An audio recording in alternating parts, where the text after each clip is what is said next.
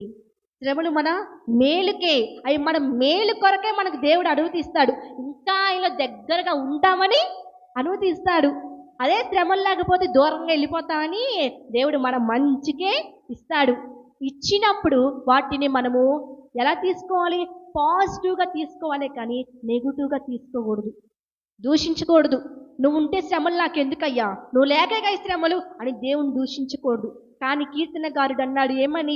శ్రమల్లో కూడా నా దేవుడు నాకు తోడై ఉన్నాడు. నువ్వు చెప్పగలుగుతున్నావా మాట? చెప్పగలుగుతున్నావా?